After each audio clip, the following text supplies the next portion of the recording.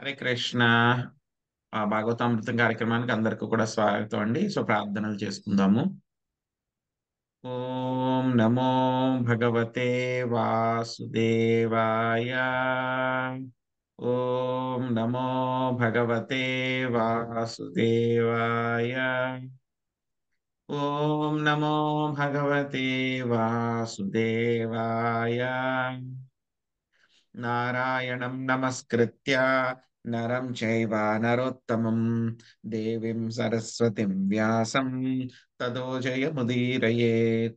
శృణ్వతాం స్వకథా కృష్ణ పుణ్యశ్రవణ కీర్తన. హృదయంతస్థో హి అభద్రాణి విధునోతి సుహృత్సతాం. నష్టప్రాయేషు అభద్రేషు నిత్యం భాగవత సేవయా. భగవతి ఉత్తమ శ్లోకే భక్తిర్భవతి నైష్టకే. ఓం అజ్ఞానతిమిరాంధస్య జ్ఞానాంజనాశలాకయా చక్షురున్మిళితం యేన తస్మై శ్రీ గురవే నమః. శ్రీచైతన్యమనోభీష్టం స్థాపితం యేన భూతలే స్వయం రూపా కదా మహ్యం దదాతి స్వపదాంతికం. వందేహం శ్రీగురు శ్రీయుతాపదకమలం శ్రీగురున్ వైష్ణవాంశ్చ శ్రీరూపం సాగ్రజాతం సగణా రఘునాథాన్వితం త్వాం సజీవం సాద్వైతం సావధూతం పరిజనా సహితం కృష్ణ చైతన్య దేవం శ్రీరాధా కృష్ణ పాదాన్ సహగణ లలిత శ్రీ విశాఖాన్వితాంశ. హే కృష్ణ కరుణా సింధో దీనబంధో జగత్పతే గోపేశ గోపికా కాంత రాధా కాంత నమోస్తుతే. తప్త కాంచన గౌరాంగీ రాధే వృందావనేశ్వరి వృషభానుసుతే దేవి ప్రణమామి హరిప్రియే. వాంఛాకల్పతరుభ్యశ్చ కృపా సింధుభ్య ఏవ చ పతితానాం పావనేభ్యో వైష్ణవేభ్యో నమో నమః. జయ శ్రీ కృష్ణ చైతన్య ప్రభు నిత్యానంద శ్రీ అద్వైత గదాధర శ్రీవాసాది గౌర భక్త వృంద. హరే కృష్ణ కృష్ణ కృష్ణ హరే హరే హరే రామ రామ రామ హరే హరే. సో ఈరోజు మనము శ్రీమద్ భాగవతము పంచమ స్కందము 7వ అధ్యాయము నేర్చుకుందాము. ఈ యొక్క అధ్యాయం పేరు భరతుని చరితము అనేటువంటి అధ్యాయము. సో ఈ అధ్యాయం నుంచి మనకి 11వ అధ్యాయం దాకా కూడా మొత్తం భరత్ మహారాజు గురించే మనకి వస్తుందన్నమాట. సో 12వ అధ్యాయంలో మనకి మళ్ళీ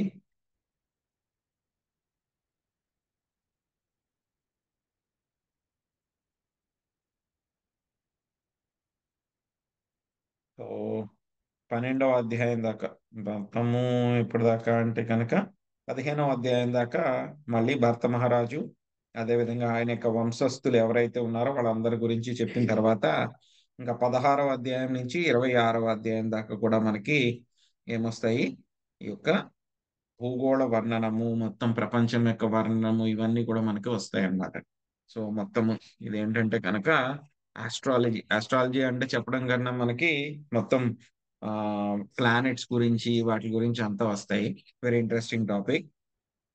సో చూద్దాం మనం ఇప్పుడు. సో ప్రస్తుతానికి మనము 7వ అధ్యాయము యాక్టివిటీస్ ఆఫ్ కింగ్ భరత అంటే ఈరోజు మనకి యాక్టివిటీస్ ఆఫ్ కింగ్ భరత అంటే భరతుని యొక్క చరిత్రం అనమాట 7వ అధ్యాయము. దాని గురించి మనము చదువుకుందాము.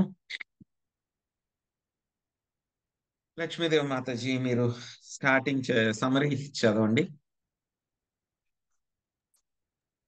నేను రాంగ్ టైప్ చేశాను. లోయర్ హ్యాండ్ అని వస్తుంది, కొంచెం ఎందువల్ల తెలియలేదు.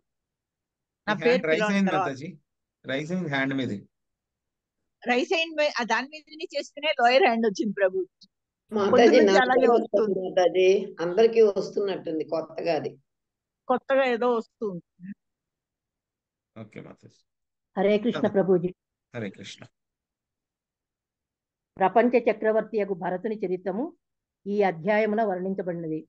అతడు అనేకములగు యజ్ఞములను ఆచరించి నానా విధములగు పూజలచే దేవదేవుని సంతుష్టిని కావించెను. చివరికి అతడు గృహమును వీడి హరిద్వారమున భక్తియోగ కర్మలలో కాలము వెళబుచ్చెను. తన తండ్రియగు వృషభదేవుని ఆజ్ఞచే అతడు విశ్వరూపుని తనయయగు పంచజనిని పరిణయమాడెను. తదనంతరము అతను సమస్త ప్రపంచమును ప్రశాంతముగా పాలించెను. గతమున అజనాభమనడి నామము కలిగిన ఈ వర్షము భరతుని పాలన పిమ్మట భారత వర్షముగా ప్రఖ్యాతి చెందెను. భార్యయగు పంచజని వలన భరతునకు సుమతి, రాష్ట్రభృత్తు, సుదర్శనుడు, ఆవరణుడు, ధూమ్రకేతువు అనేడు 5 పుత్రులు కలిగిరి. ధర్మపాలనమునందు తండ్రిని అనుసరించుటయందు భరతుడు ఖచ్చితముగా వ్యవహరించడు వాడు. తత్కారణమున అతడు ప్రజలను చక్కగా పాలించగలిగెను. విష్ణు ప్రీత్యర్థమై ప్రతి యజ్ఞములను నిర్వహించిన కారణమున అతడు స్వయముగా సంతుష్టుడై ఉండెను. ప్రశాంత మనస్కుడై అతడు వాసుదేవ భక్తిని వృద్ధి కావించుకొనెను. నారదుని వంటి సాధు పురుషుల సిద్ధాంతములను అవగతము చేసుకొనుటయందు నిష్ణాతుడైన అతడు ఋషుల అడుగు జాడలను అనుసరించెను. వాసుదేవుని అతడు సదా హృదయమునందు నిలుపుకొనెను.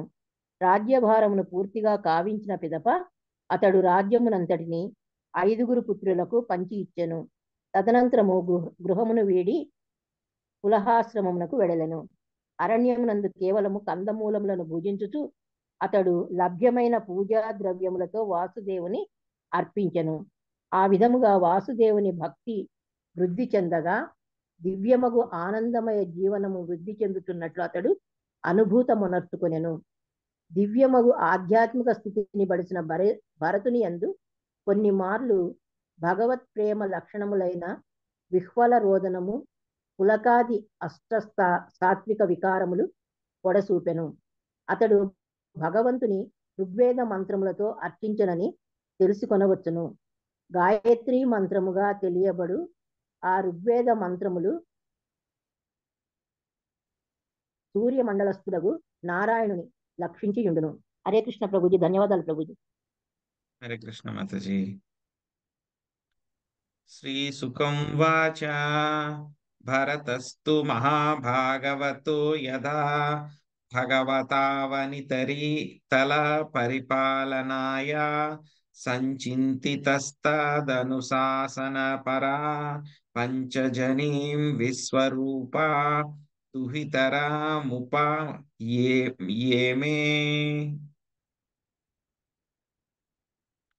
చంద్రమాతాజీ చదవండి ట్రాన్స్లేషన్. హరే కృష్ణ ప్రభుజీ. ధన్యవాదాలు. సుఖదేవ గోస్వామి పరీక్షణ మహారాజు ఇట్లు పలికెను. రాజా భర్తుడు పరమ భాగవతోత్తముడు. తండ్రి ఆజ్ఞ అనుసరించి అతనికి రాజాభిషేకము చేయవలనని తండ్రి సంకల్పించి ఉండెను. తదానుసారమే అతడు రాజ్యపాలనను ఆరంభించెను. సమస్త భూమండలము పరిపాలించినప్పుడు అతడు తండ్రి ఆజ్ఞను అనుసరించుచు విశ్వరూపిణి తనయుడు పంచజనని వివాహమాడెను. హరే కృష్ణ ప్రభుజీ. థ్యాంక్స్. హరే కృష్ణ. తస్యాముహావ ఆత్మజాన్ కార్త్స్నేనానురూపనాత్మనః పంచజనయామాస భూతాదిరవభూత సూక్ష్మాణి సుమతిం రాష్ట్రభృతం సుదర్శనమావరణం ధూమ్రకేతుమితి. విద్యాహంకారం వలన సూక్ష్మేంద్రియములు ఉత్పన్నమైనట్లుగా భరతుడు పంచజని వలన 5 పుత్రులను పడసెను. వారే సుమతి, రాష్ట్రభృత్తు, సుదర్శనుడు, ఆవరుణుడు, ధూమ్రకేతువు అనువారులు. అజనాభం నామైతద్వర్షం భారతమితి యత ఆరభ్య వ్యపదిశంతి. పూర్వము ఈ లోకము అజనాభ వర్షమని తెలియబడినను భరతుని పరిపాలన పిమ్మట భారత వర్షముగా ప్రసిద్ధి చెందినది. నాభిరాజు పరిపాలించిన కారణమున ఈ లోకము పూర్వము అజనాభమని పిలువబడేది. కాని భరతుని పరిపాలన పిమ్మట ఇది భారత వర్షముగా ప్రసిద్ధిగాంచినది.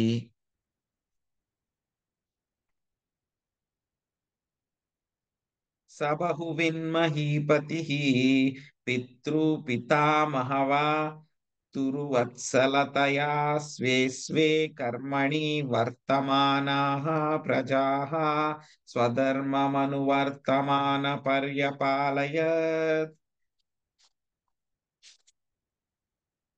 భరతుడు ధరణిపై బహు ప్రజ్ఞావంతుడు, అనుభవజ్ఞుడగు రాజునై ఉండెను. స్వధర్మ పాలనలో నెలకొని అతడు ప్రజలను చక్కగా పాలించెను. తన పితృపితామహుల వలె అతడును ప్రజల ఎడ పరమ వాత్సల్యమును కలిగి ఉండెను. వారందరినీ స్వధర్మ నిరతులను చేసి అతడు ధరణిని పాలించెను. శాంతకుమారి మాత చదవండి.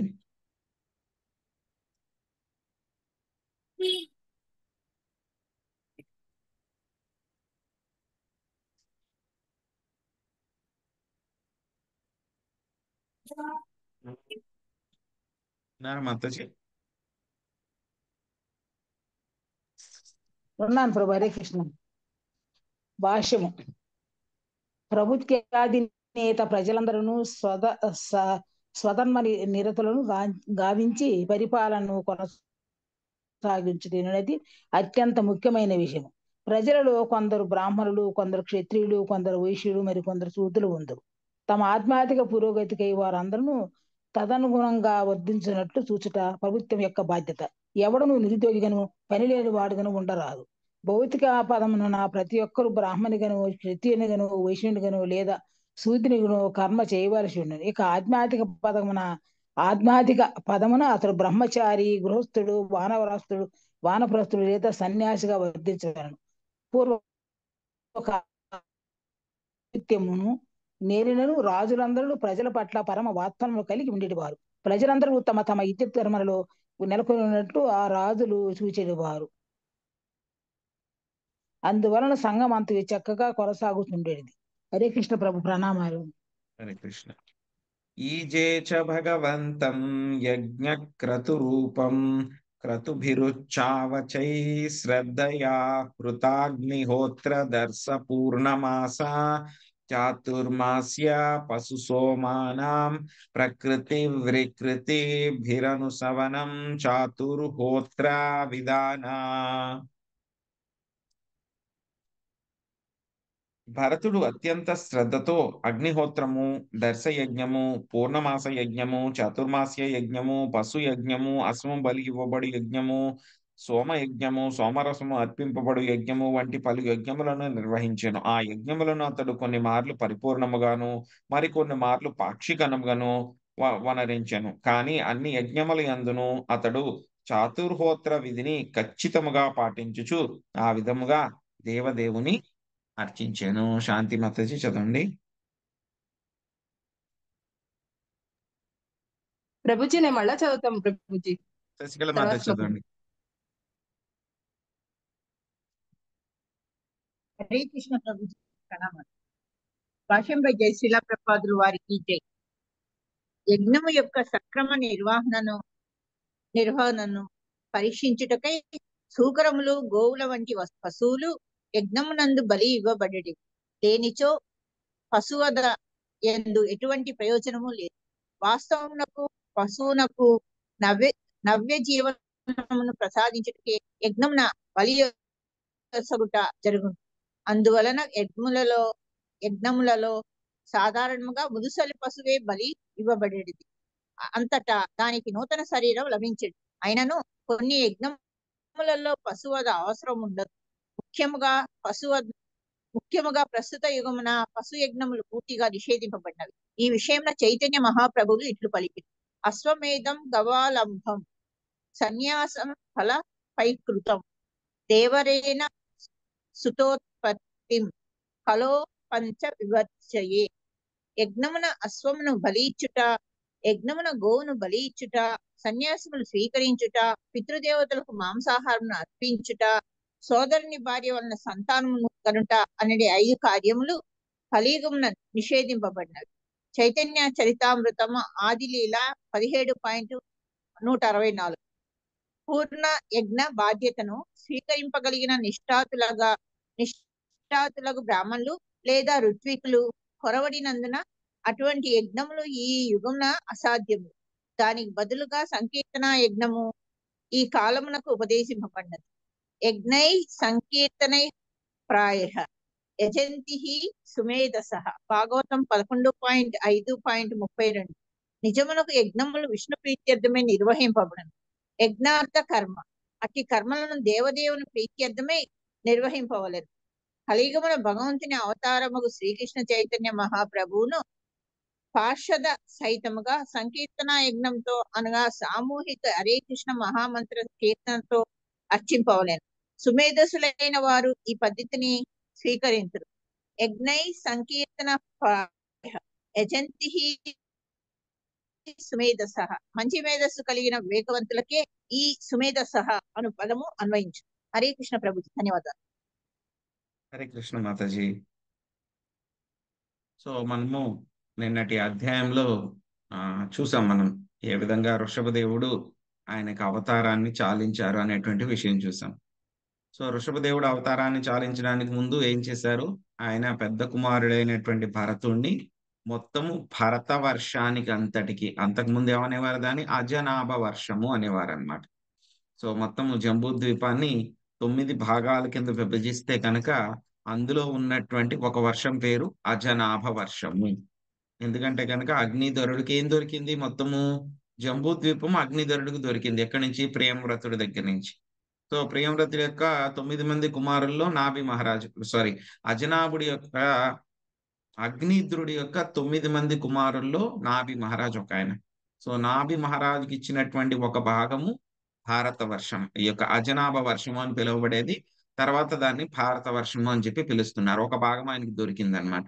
సో ఆ భాగానికి మొత్తము వృషభదేవుడు పాలించిన తర్వాత మొత్తము భరత మహారాజుని ఆ భాగానికి అంతటికి కూడా రాజుని చేసి ఏం చెప్పారు? మిగతా 99 మంది కుమారులందరికీ కూడా ఆయనకి ఇన్స్ట్రక్షన్లు చూసామని ఏం చెప్పారు మనకి? వృషభదేవుడు భాగవతోత్తముడు భక్తుడు అయినటువంటి మీ అన్నగారిని మీరందరూ కూడా సేవించండి, నేను చెప్పినవన్నీ కూడా పాటించండి అని చెప్పి చెప్పారనమాట. సో ఆ విధంగా ఏం చేశారంటే వాళ్ళందరూ భరత మహారాజు మొత్తము ఆ యొక్క భరత వర్షం మొత్తానికి అంతటికి కూడా రాజయ్యారు. అంతకుముందు ఏమని పిలువబడేది? అది అజనాభ వర్షము, అంటే నాభికి ఇవ్వబడినటువంటి వర్షం కాబట్టి దాన్ని అజనాభ వర్షము అంటారు. దానికి పిలువబడింది అనమాట. కానీ ఎప్పుడైతే కనుక భరత మహారాజు ఆయన పరిపాలిస్తున్నారు కాబట్టి అప్పటి నుంచి ఆ భాగాన్ని ఏమన్నారు? భారత వర్షము అని చెప్పి పిలువబడుతుంది అనమాట. సో చరిత్రలో మనకి 3 భారతులు ఉంటారనమాట. ఒకటి ఈ మనం ఇప్పుడు చదువుకుంటున్నటువంటి యొక్క భరతుడు వృషభదేవుని యొక్క కుమారుడు. రెండవ భరతుడు ఎవరు అని అంటే కనుక రామచంద్ర ప్రభు యొక్క తమ్ముడు భరతుడు. ఆ తర్వాత 3వ భరతుడు ఎవరు అని అంటే కనుక మహాభారతంలో వస్తుంది అనమాట. సో ఆ యొక్క చంద్రవంశంలో భరతుడు అనమాట, దుష్యంతుని యొక్క కుమారుడు. దుష్యంతుడికి శకుంతలకి పుట్టినటువంటి కుమారుడు భరతుడు అనమాట. మొత్తం 3 భరతులు ఉంటారనమాట. బాగా ఫేమస్ అయినటువంటి వాళ్ళు అనమాట. సో అందుకే బాగా మనము భగవద్గీతలో కూడా చూస్తాం, ఓ భారత భారత అని చెప్పి అర్జునుడిని అంటారు. ఎందుకు పిలుస్తారు అర్జునుడిని భారత అని చెప్పేసి అంటే కనుక భరతుడి యొక్క వంశంలో వచ్చారు. భరతుడు అంటే దుష్యంతుడు శకుంతల యొక్క వంశంలో వచ్చారనమాట భరతుడు. అందుకని చెప్పి ఓ భారత భారత అని చెప్పేసి అర్జునుడిని ఎక్కువ శ్రీకృష్ణ భగవానుడు భగవద్గీతలో సంబోధిస్తారనమాట. సో ఇక్కడ మనం చదువుకుంటున్నటువంటి యొక్క భరతుడు వృషభదేవుని యొక్క కుమారుడు అనమాట. మొత్తం యొక్క భరత వర్షం ఆయన మూలంగానే మొత్తం మనం ఉన్నటువంటి యొక్క వర్షానికి మొత్తం భారత వర్షము అని చెప్పి పేరు వచ్చింది అనమాట. సో తండ్రి ఆజ్ఞ అనుసరించి ఆయన ఏంటి? భరత మహారాజు పరమ భాగవతోత్తముడు అనమాట. సో ఎవరి గురించి అయితే కనుక భాగవతంలో చెప్తున్నారో, పెద్ద పెద్ద వాళ్ళు భక్తుల కింద చెప్తున్నారో వాళ్ళందరూ కూడా భాగవతోత్తములు అనమాట. సో మనకి భాగవతం చదవడం వల్ల ఏం జరుగుతుంది? మనం అందరం కూడా వాళ్ళు లేకపోయినా సరే వాళ్ళ యొక్క సాంగత్యాన్ని తీసుకోగలుగుతున్నాం. సో భరతుడి యొక్క రాజ్యం గురించి మనం ఆయన ఏం చేశారని చెప్పి చర్చించగలుగుతున్నాము. కరెక్ట్ గా మనం ఇన్వాల్వ్ అయితే, అబ్జర్వ్ అయితే ఏంటి, మనం భరత మహారాజు యొక్క కాలానికి వెళ్ళిపోయినట్టు మనం అనుకోగలం అనమాట. సో అప్పుడు ఏం జరుగుతుంది ఆ విషయాలన్నీ కూడా తెలుసుకోగలుగుతాం. ఆ విధంగా మనం అబ్జర్వ్ అయ్యి మనము శ్రీమద్ భాగవతాన్ని మనము శ్రవణం చేయాలన్నమాట. అంత అలాగే బాగా ఇన్వాల్వ్ అయిపోయి అలాగా మనం శ్రవణం చేయాలన్నమాట. సో ఇక భరత మహారాజు ఏంటి? ఆయన పరమ భాగవతోత్తముడు అనమాట. సో ఆయన మొత్తం రాజ్యాధికారము ఆయన తీసుకున్న తర్వాత ఆయన రాజ్యపాలన పరిపాలించారనమాట.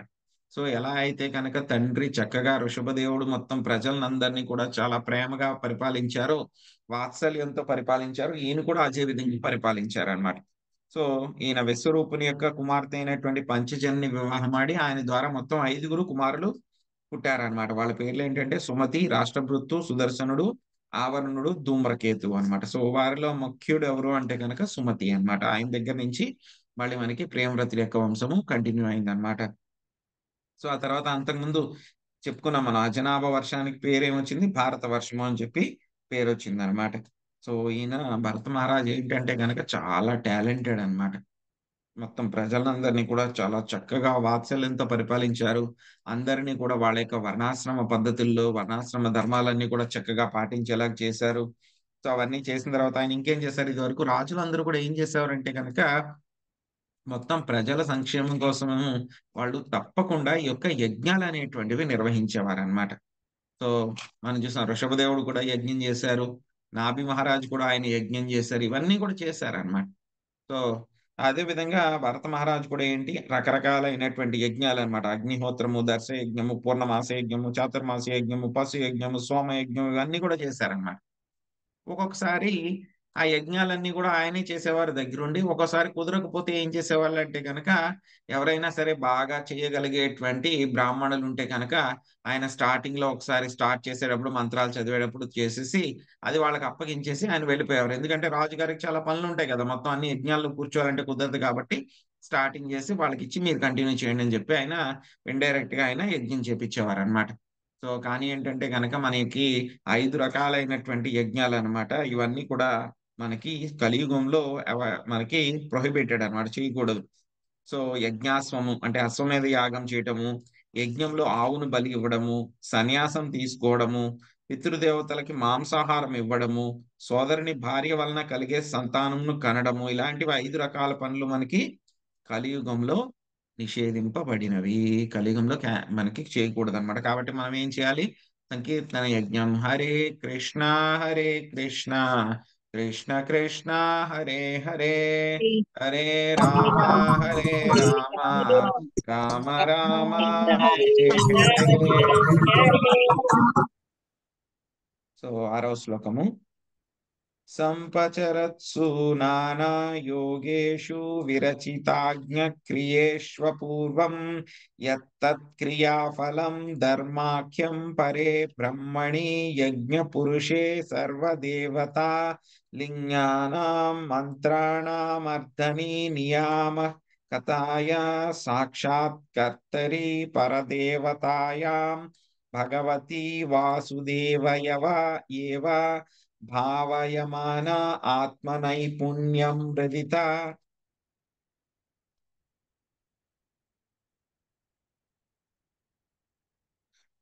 కచయో హవిష్వద్వర్యుభిర్గ్యహ్యమాణేషు యజమానో యజ్ఞభాజో దేవాంస్తాన్ పురుషావయవేష్యభ్యధ్యాయాత్. శాంతి మాతాజీ మీరు ట్రాన్స్లేషన్ చదవండి, భాష్యం భవానీ మాతాజీ చదవండి. హరే కృష్ణ. వివిధ యజ్ఞముల అంగక్రియానుష్ఠానమునకు పిమ్మట భరతుడు తత్ఫలితమును ధర్మము పేరిట వాసుదేవునికే అర్పించడివాడు. అనగా సమస్త యజ్ఞములు అతడు వాసుదేవుని శ్రీకృష్ణుడి ప్రీత్యర్థమే నిర్వహించెను. దేవతలందరూ వాసుదేవుని దేహాంగములు కనుక వేదమంత్రమునందు ప్రతిపాద్యులైన వారిని ఆ దేవదేవుడే నియంత్రించునని భరతుడు తలచెను. ఆ రీతిగా భావించుచు అతడు ఆసక్తి, కామము, లోభము వంటి భౌతిక కల్మషము నుండి దూరం అయ్యెను. ఋత్విక్కులు యజ్ఞమున హవిస్సు నర్పించినప్పుడు వివిధ దేవతలకు చేయబడి అట్టి ఆహుతులు కేవలము దేవదేవుని వివిధ అంగములకే అర్పించబడుచున్నవని భరతుడు చక్కగా నెరుగగలిగెను. ఇంద్రుడు భగవాన్ని బాహువనియు సూర్యుడు అతని నేత్రమనియు తెలుసుకొని వివిధ దేవతలకు అర్పింపబడిన హవిస్సు వాస్తవమునకు వాసుదేవుని వివిధ అంగములకే అర్పింపబడిందని భరత మహారాజు భావన చేశాను. హరే కృష్ణ ప్రభు. అవునే మాతాజీ మీరు పేర్కొనబడినది వరకు చదవండి, తర్వాత విజయలక్ష్మి మాతాజీ సృష్టి స్థితి ప్రళయ దగ్గర నుంచి మీరు తర్వాత భగవద్గీత 3.9 వరకు చదవండి. మహాలక్ష్మి మాతాజీ మీరు భరతుని ఉపదేశములు దగ్గర నుంచి చివరి వరకు చదవండి. హరికృష్ణ ప్రభుజీ ప్రణామాలు. భాష్యము. శ్రవణం కీర్తనం అనడి విశుద్ధమగు భక్తియుత సేవను పెంపొందించుకున్నంత వరకు మనుజుడు విద్యుక్త ధర్మములను నిర్వహింపవలసి ఉండినని శ్రీకృష్ణ భగవానుడు పలికెను. భరతుడు పరమ భాగవతుడు కదా. వాస్తవమునకు కామ్యకర్మ రుతులకై ఉద్దేశింపబడిన అట్టి పలు యజ్ఞములను అతడు ఎందులకే నిర్వహించనని ఎవరైనా ప్రశ్నించే అవకాశం కలదు. కానీ యథార్థమేమనగా అతడు కేవలము వాసుదేవుని ఆజ్ఞలను నిర్వహించను. సర్వధర్మాన్ పరిత్యజ్య మామేకం శరణం వ్రజ. సర్వధర్మములను విడిచి నన్నొక్కనే శరణునందుము అని శ్రీకృష్ణ భగవానుడు భగవద్గీతలో 18.66 ఎందు పలికాను. మనము ఏ కార్యం అనొచ్చినను నిరంతరము వాసుదేవునే స్మరింపబడను. జనులు సాధారణంగా వివిధ దేవతార్చనకు అలవాటు పడిందురు. కానీ భరతుడు కేవలము వాసుదేవునే ప్రసన్నం చేయగోరను. భోక్తారం యజ్ఞ తపసాం సర్వలోక మహేశ్వరం అని భగవద్గీత 5.29 ఎందు చెప్పబడలేదు. యజ్ఞమును ఏదేని దేవతా ప్రీత్యర్థం చేసినా చేయవచ్చును. కానీ ఆ యజ్ఞంని యజ్ఞపురుషుడు నారాయణకు అర్పించినచో దేవతలందరూ సంతృష్టి చెందగలరు. వివిధ యజ్ఞ నిర్వహణ యొక్క మూల ప్రయోజనము దేవదేవుని సంతృప్తి పరచుటయే. మనుజుడు వారిని వివిధ దేవతల పేరిట చేయవచ్చును లేదా ప్రత్యక్షంగా నిర్వహింపవచ్చును. దేవదేవునికే మనము నేరుగా ఆహుతులను అర్పించినచో దేవతలందరూ అప్రయత్నంగా సంతుష్టులగుదురు. వృక్ష మూలమునకు నీరు పోసినచో కొమ్మలు, రెమ్మలు, ఫలపుష్పములు అన్నీ అప్రయత్నంగానే సంతృప్తి చెందగలవు. వివిధ దేవతల కొరకే యజ్ఞం ఆచరింపగోరినప్పుడు వారందరూ దేవదేవుని దేహాంగములేని గుర్తించుకొనవలెను. ఒక మనిషి చేయిని సేవించినప్పుడు ఆ మనిషిని సంతృప్తిపరచుటయే ఉద్దేశమే ఉండేను. ఒకని పాద సంవాహనము చేసినప్పుడు నిజమునకు ఆ పాదములకు గాక వానిని కలిగి ఉన్న వానిని సేవించుటయే మన ముఖ్యోద్దేశమై ఉండెను. దేవతలందరూ భగవానుని వివిధ దేహాంగములు. వారిని మనము సేవించినచో వాస్తవమునకు స్వయముగా భగవంతున్నే సేవించిన వారు మగుదు. దేవతార్చనము బ్రహ్మ సంహిత ఎందు పేర్కొనబడినప్పటికీ ఆ శ్లోకంలో వాస్తవమునకు దేవదేవుడు గోవిందుని అర్చననే ప్రతిపాదించుచున్నవి. ఉదాహరణకు దుర్గాదేవి అర్చనము బ్రహ్మ సంహిత 5.44 ఎందు ఈ రీతిగా పేర్కొనబడినది. హరే కృష్ణ. హరే కృష్ణ హరే కృష్ణ. ప్రభుజీ దండవత్ ప్రణామ్. సృష్టి స్థితి ప్రళయ సాధన శక్తి రేఖ ఛాయే వయస్య భువనాని బిభక్తి దుర్గా ఇచ్ఛానురూపమపి యస్య చ చేష్టతే సా గోవిందమాది పురుషం తమహం భజామి. శ్రీకృష్ణ భగవానుని ఆజ్ఞ అనుసరించయే దుర్గాదేవి సృష్టి స్థితి లయ కార్యములు నొందించును. ఈ విషయము నా దేవదేవుడు భగవద్గీత ఎందును ధృవపరచెను. మయాధ్యక్షేణ ప్రకృతి సూయతే చరాచరం. ఓ కౌంతేయ, నా శక్తుల్లో ఒకటైన భౌతిక ప్రకృతి నా అధ్యక్షతను వర్తించుచు స్థావర జంగములను సృష్టించుచున్నది. భగవద్గీత 9:10. మనము ఈ భావనలోనే దేవతలను అర్చింపబడెను. దుర్గాదేవి శ్రీకృష్ణుని ప్రసన్నని చేయును గనుక ఆమెకు మనము వందనములు కావింపవలెను. పరమశివుడు శ్రీకృష్ణుని అంశయే కాని అన్యము కాదు కనుక అతనికి మనము నమస్కరింపవలెను. అదే విధముగా బ్రహ్మకు, అగ్నికి, సూర్యునికు మనము వందనములు చేయవలెను. వివిధ దేవతల కొరకే అనేకములకు ఆహుతులున్నవి. కానీ అవన్నీను దేవదేవుని ప్రీత్యర్థమై ఉద్దేశింపబడినవి. మనం గుర్తించుకొనవలెను. భరత మహారాజు దేవతల నుండి ఏదియో వరమును బడేయవలనని కోరలేదు. దేవదేవుని ప్రసన్నని చేయుటే అతని లక్ష్యము. మహాభారతమునందరి విష్ణు సహస్రనామ స్తోత్రంలో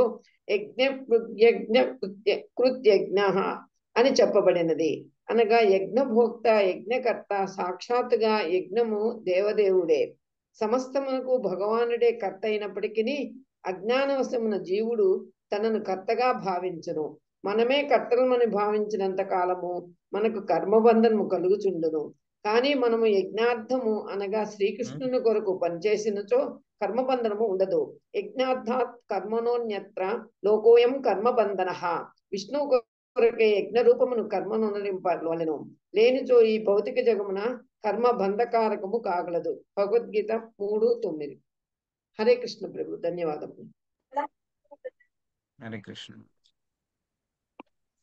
హరే కృష్ణ ప్రభుజీ, దండ ప్రణామాలు.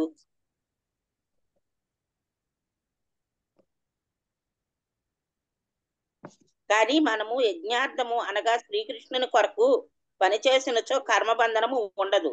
యజ్ఞార్థ కర్మణ్యోత్ర లోకోయం కర్మబంధన.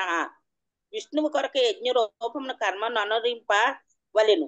లేనిచో ఈ భౌతిక జగమున కర్మ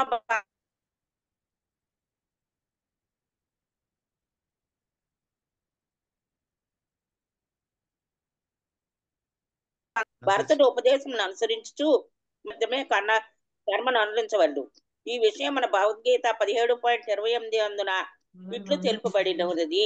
అశ్రద్ధయా హుతం దత్తం తపస్తప్తం కృతం చ యత్ అశ్రద్ధీత్యుచ్యతే.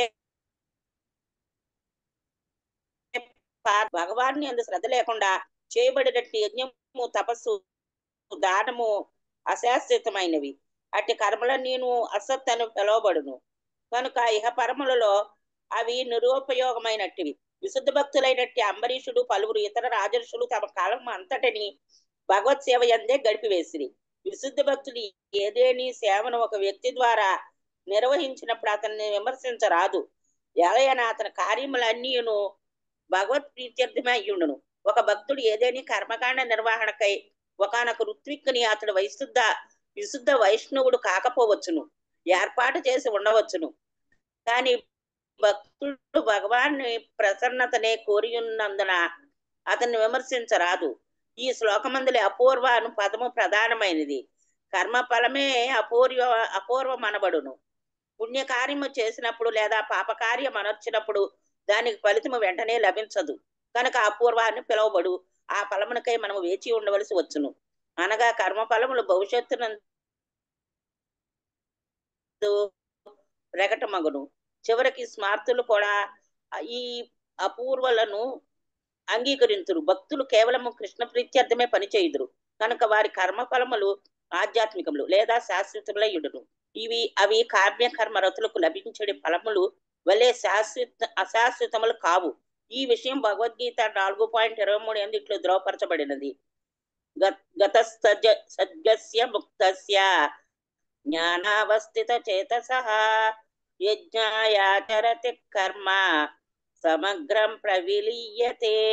ప్రకృతి త్రిగుణముల ఎడ అసంగుడై దివ్య జ్ఞానం నందు సంపూర్ణముగా స్థితుడైన మనుజుని స్వకర్మలు దివ్యత్వమునందే పూర్తిగా లీనమగును. భక్తులు ఎల్లవేళలా భౌతిక కల్పం నుండి విడివడి ఉండును. పూర్తిగా జ్ఞానమునందే స్థితుడైనందున అతని యజ్ఞాచరణము కృష్ణ ప్రీత్యర్థమై అయ్యుండును. హరే కృష్ణ ప్రభుజీ, దండ ప్రణామాలు. హరే కృష్ణ. చాలా పెద్ద భాష్యము, చాలా పెద్ద శ్లోకం చెప్పారు శ్రీల ప్రభుపాదుల వారు.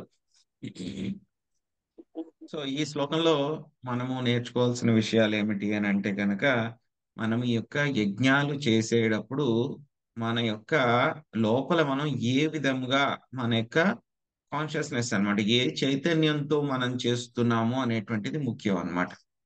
ఏ చైతన్యంతో చేస్తున్నాము, ఏ విధంగా చేస్తున్నాము అనేటువంటిది ముఖ్యం. సో భరత మహారాజు ఆయన ఏ చైతన్యంతో చేయగలిగారు అని అంటే కనుక, మెల్లమెల్లగా ఇటువంటి యజ్ఞాలు చేయటం మూలంగా జనరల్ గా ఇవన్నీ కూడా కర్మకాండలోకి వస్తాయి అన్నమాట. ఇవన్నీ కూడా చేస్తే కనుక ఏమవుతాయి, మామూలుగా అందరూ కూడా బంధాల్లో ఇంకా చిక్కుకుపోతూ ఉంటారు ఈ కర్మకాండ యజ్ఞాలన్నీ కూడా చేస్తూ ఉంటే కనుక. కానీ భరత మహారాజు ఆయన ఒక ప్రత్యేకమైనటువంటి చైతన్యంతో ఈ యొక్క యజ్ఞాలన్నీ చేశారంట. చేయటం మూలంగా ఏమైందంట, ఆయన చిక్కుకుపోవడం కాదు కదా, ఇంకా భౌతిక పరమైనటువంటి కల్మషాలైనటువంటి ఈ యొక్క కామము, లోభము, అదేవిధంగా బంధము, మోహం, ఇవన్నీ కూడా పోయినాయి అంట ఆయనకి. ఎలా చేశారు ఆయన, ఏ చైతన్యంతో చేశారు? మనం కూడా ఆ చైతన్యంతో చేయగలిగితే కనుక పర్వాలేదు, కానీ వేరే చైతన్యంతో చేస్తే ఏమవుతుంది, మనం మళ్ళీ చిక్కుకుపోతాం అనమాట ఈ యొక్క కర్మబంధనాల్లో అన్నమాట. సో ఆయన ఎప్పుడైతే కనుక యజ్ఞాల్లో ఏం చేస్తూ ఉంటారు, ఈ యొక్క హవిస్సులన్నీ కూడా సమర్పిస్తూ ఉంటారు, ఆబ్లేషన్స్ అన్నమాట. సమర్పిస్తూ ఉన్నప్పుడు ఆయన ఎలాగా, ఎటువంటి భావనతోటి ఆయన చేసేవారు అని అంటే కనుక, ఆయన నేను ఫలానా దేవతకి ఈ యొక్క ఆహుతి ఇస్తున్నాను, ఆబ్లేషన్ ఇస్తున్నాను, అనేటప్పుడు ఇచ్చేటప్పుడు అయినా ఇంద్రుడికి ఇచ్చాడు ఇంద్రుడికి ఇస్తున్నారు అనుకోండి అనుకునేవారు అనమాట. ఇంద్రుడు భగవంతుడి యొక్క కుడి భుజము, కుడి చెయ్యి అని చెప్పి నేను భగవంతుడి యొక్క కుడి భుజానికి నేను ఆహుతిస్తున్నాను. ఆ తర్వాత సూర్యుడికి ఇస్తున్నారు అనుకోండి, సూర్యుడు భగవంతుడి యొక్క కళ్ళు ఆయన. సో భగవంతుడి యొక్క కంటికి నేను యొక్క యజ్ఞం యొక్క ఆహుతిని ఇస్తున్నాను అని చెప్పి ఇలాగా మొత్తం మిగతా దేవతలందరూ కూడా మనం చదువుకున్నాం. ఆ యొక్క విశ్వరూప దర్శనంలో మనం చదువుకున్నాం. ఇక దేవతలందరూ కూడా ఈ యొక్క స్వామి యొక్క విశ్వరూపం యొక్క రకరకాలైనటువంటి అంగాలు వీళ్ళందరూ అని చెప్పి చదువుకున్నాం. సో అలాగా ఈయన ఆహుతులన్నీ కూడా సమర్పించేటప్పుడు స్వామిని తలుచుకుంటూ ఆ యొక్క వాసుదేవుని యొక్క అంగం వీళ్ళు, ఆయన యొక్క అంగానికి నేను ఈ యొక్క ఆహుతిని సమర్పిస్తున్నాను, ఆయన యొక్క రకరకాల శరీర భాగాలకి నేను ఆహుతులు సమర్పిస్తున్నాను అని చెప్పేసి ఆయన ఆ విధంగా ఆహుతులు సమర్పించారనమాట. సో ఏమైందంట, ఆ విధంగా ఆయన ఆహుతులన్నీ కూడా సమర్పించడం మూలంగా ఏమైంది, అవన్నీ కూడా ఆయన వాసుదేవుడికి సమర్పించారనమాట. యాక్చువల్గా ఏంటంటే కనుక మొత్తము సాక్షాత్ కర్త యజ్ఞ పురుష, మొత్తం అందరినీ దేవతలను అందరినీ కూడా నియంత్రించేటువంటి వాడు ఆయనే అనమాట. సో మొత్తం ఆ యొక్క అల్టిమేట్ పెర్ఫార్మర్, ఆ యొక్క కర్మలన్నీ చేసేటువంటి అల్టిమేట్ పెర్ఫార్మర్ ఎవరు, వాసుదేవుడే. మొత్తం ఆ యొక్క యజ్ఞ ఫలాలన్నీ కూడా తీసుకునేది ఎవరు, వాసుదేవుడే. ఆ యజ్ఞం కూడా ఎవరు, వాసుదేవుడే. సో అందుకే మనకి భగవద్గీతలో వస్తుంది, మనకి యజ్ఞార్థాత్ కర్మణోన్యత్ర లోకోయం కర్మ బంధన తదర్థమపి కౌంతేయ ముక్త సంగ సమాచార. యజ్ఞం అనేటువంటిది మనం ఎవరి కోసం చేయాలి, పూర్తిగా విష్ణువు యొక్క ప్రీత్యర్థం కోసమే మనం యజ్ఞం చేయాలి. సో ఆ విధంగా యజ్ఞం చేస్తే కనుక ఏమవుతుంది, మనము ఆ యొక్క కర్మ బంధనాల నుంచి బయటపడతాం. కానీ అదే యజ్ఞం మనము దేవతల్ని ఆరాధించి వాళ్ళ దగ్గర నుంచి ఏవో కొన్ని ఫలాల్ని పొందడానికి ప్రయత్నిస్తూ చేస్తూ ఉంటే కనుక ఏమవుతుంది, మళ్ళీ మనకి అవన్నీ కూడా కర్మ బంధనాలు అయిపోతాయి. సో మనకి మంచి పనులు చేస్తే పుణ్యం వస్తుంది, చెడ్డ పనులు చేస్తే పాపం వస్తుంది. మనకి ఆ పాప పుణ్యాలు రెండు కూడా జీరో, రెండు కూడా నాశనం అయిపోయేదాకా మనం ఈ భౌతిక ప్రపంచంలోనే తిరిగి మళ్ళీ మళ్ళీ జన్మ తీసుకోవాల్సి వస్తుంది అనమాట. కానీ ఇక్కడ భరతుడు ఏం చేశారు, భరత మహారాజు ఏం చేశారు, మొత్తం యజ్ఞాలన్నీ కూడా ఆ యొక్క వాసుదేవుడి యొక్క సంతృప్తి కోసమే ఆయన యజ్ఞాలన్నీ కూడా చేశారు. ఆ విధంగా చేయడం మూలంగా ఏమైంది, ఆయనకి కర్మబంధనాలు పాపం గాని పుణ్యం గాని ఏది కొత్త జనరేట్ అవ్వలేదు. అవ్వకపోవడం కాదు కదా, ఆయనకి ఏమైంది, ఆయనకు ఉన్నటువంటి ఆ యొక్క కామము, లోభము, ఏవైతే కనుక బంధం ఇవేవైతే ఉన్నాయో అవన్నీ కూడా నాశనం అయిపోయింది అనమాట. సో భరతుడు ఏంటంటే కనుక ఆ యజ్ఞాలని ఆయన ఎంజాయర్ కాదనమాట. ఎందుకంటే కనుక ఆయనకి ఆ యొక్క యజ్ఞాలు చేయడం మూలంగా వచ్చేటువంటి ఫలితాల వల్ల నేనేదో పొందాలి అనేటువంటి భావన ఏమీ లేదు భరత మహారాజ్. అవన్నీ కూడా నేను ఒక రాజుని, నేను రాజు కాబట్టి ప్రజలందరికీ కూడా నేను ఎలా ఉండాలి, ఒక ఐడియల్ గా ఉండాలి అందరికీ కూడా. సో వాళ్ళందరూ చూసి నన్ను పాటిస్తూ ఉంటారు. సో కాబట్టి వాళ్ళందరికీ ఐడియల్ గా ఉండాలి కాబట్టి నేను ఆ యజ్ఞం చేస్తున్నాను. అది కూడా యజ్ఞం కూడా చేసేటప్పుడు కూడా ఏం చేస్తున్నాను, నేను ఆ యొక్క వాసుదేవుడి యొక్క సంతోషం కోసం నేను యజ్ఞం చేస్తున్నాను. సో కాబట్టి ఆ యొక్క యజ్ఞానికి పొందాల్సినటువంటి ఫలం నాకు కాదు అనే భావనతోటి ఆయన చేసేవారు అనమాట. ఇంకా భరతుడు ఏంటంటే కనుక ఆయన నేను యజ్ఞం చెయ్యట్లేదు, ఎవరో ఒక ప్రీస్ట్ ద్వారా నేను చేపిస్తున్నాను అని చెప్పుకున్నాను కదా. కొన్నిసార్లు ఆయన పాక్షికంగా చేపించేవారు. సో అన్నిసార్లు ఆయన కుదరకపోతే కనుక ఏం చేసేవారు, కొన్నిసార్లు ఆధ్వర్యం నియమించి ఆయన చేత చేపించేవారు అనమాట. సో ఆ తర్వాత ఏంటి, భరతుని యొక్క భక్తి ఎలా ఉంది అని అంటే కనుక భక్తి చాలా పరిశుద్ధంగా ఉంది అనమాట ఆయనకి. సో కాబట్టి ఆయన మామూలుగా అయితే కనుక మనం వేరే దేవి దేవతలని కేవలం ఆ దేవీ దేవతలు వాళ్ళు ఇండిపెండెంట్, వాళ్ళు స్వతంత్రులు అనేటువంటి భావనతో కనుక మనం వాళ్ళకి యజ్ఞం గాని వాళ్ళకి పూజలు గాని చేస్తే కనుక ఏమవుతుంది, మన యొక్క అనన్య భక్తి అనేటువంటిది నాశనం అయిపోతుంది. కానీ అదే దేవతలకి వాళ్ళు శ్రీకృష్ణ భగవానుడి యొక్క అంగాములు, శ్రీకృష్ణ భగవానుడి యొక్క ఆధ్వర్యంలో వాళ్ళందరూ కూడా వాళ్ళకి ఇవ్వబడినటువంటి బాధ్యతల్ని వాళ్ళు చేస్తున్నారు.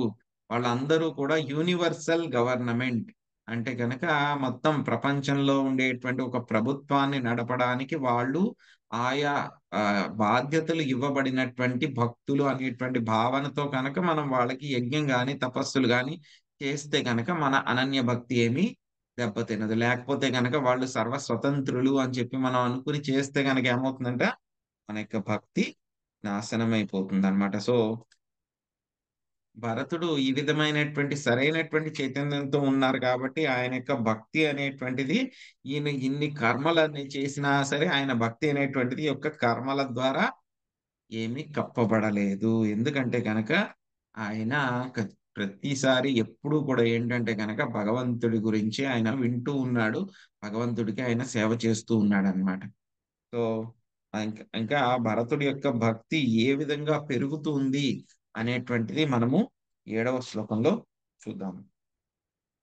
ఏవం కర్మ విశుద్ధ్యా విశుద్ధ హృదయాకాశ శరీరే బ్రహ్మణే భగవతి వాసుదేవే మహాపురుష రూపో లక్షణే శ్రీవస్త కౌస్తుభవనమాలారి దరగదాభిరుపలిక్షితే నిజ పురుష కృల్లిఖేతే నాత్మని పురుష రూపేణ విరోచమాన ఉచ్చైస్తరాం అనుదిన మేధ మానరయ జాయత.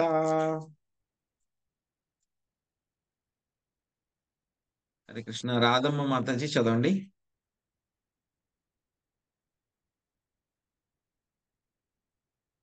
ఉన్నారా మాతాజీ? కృష్ణ ప్రభుజీ. హరే కృష్ణ. 7వ శ్లోకం కదా ప్రభుజీ? మాతాజీ.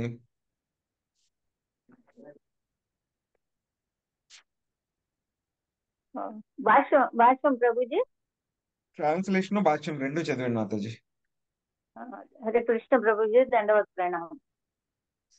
ఆ ప్రకారము యజ్ఞాచరణంచే పవిత్రమై భరత మహారాజు హృదయం పూర్తిగా కల్మషరహితమయ్యింది. వాసుదేవుని శ్రీకృష్ణుడి ఎడ అతని భక్తి దినదనము వృద్ధి చెందింది. వసుదేవ నందనుడైన పూర్ణ పురుషోత్తముడగు శ్రీకృష్ణ భగవానుడే పరమాత్మని రూపములను నిరాకార బ్రహ్మములను ప్రకటమగుతుండును. యోగులు హృదయస్థుడగు పరమాత్మని ధ్యానించుడు. జ్ఞానులు నిరాకార బ్రహ్మమునే పరతత్వంగా అత్యంతుడు. ఇక భక్తులు శాస్త్రవర్జితమగు దివ్య దేహము కలిగిన వాసుదేవుని సేవించుడు. శ్రీవత్సమును కౌస్తుభమణిని వనమాలను ధరించిన ఆ దేవదేవుడు శంఖ చక్ర గదా పద్మములను దాల్చి ఉండును. నారదాది భక్తులు అతనినే తమ హృదయములందు సర్వదా స్మరించుడు. భాష్యం శ్రీలతో ఉపాధులకు వసుదేవ నందనుడు వాసుదేవుడే శ్రీకృష్ణుడు, పూర్ణ పురుషోత్తముడగు భగవానుడు. యోగుల హృదయమున అతడు పరమాత్మ రూపమున ప్రకటమగుడు. జ్ఞానులచే అతడు నిరాకార బ్రహ్మముగా అర్చింపబడును. శంఖ చక్ర గదా పద్మములను దాల్చిన చతుర్భుజ రూపముగా పరమాత్మ తత్వము శాస్త్రములందు వర్ణితమైనది. ఆ విషయము ద్వితీయ స్కందమున 2.2.8 ఇట్లు ధ్రువపరపబడినది. కేచిత్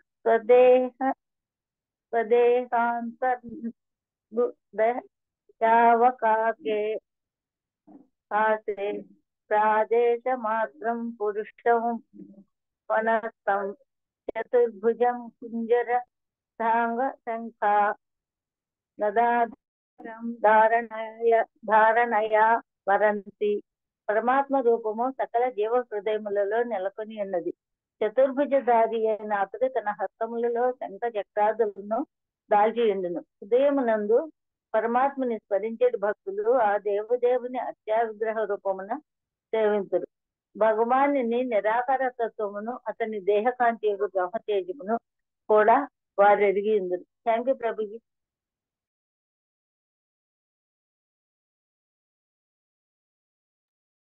Hare Krishna Prabhuji, thank you.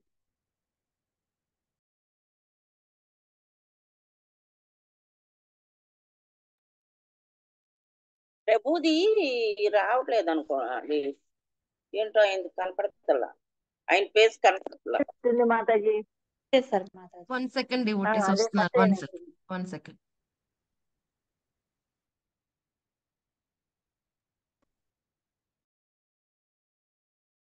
Disconnect చేయాలి.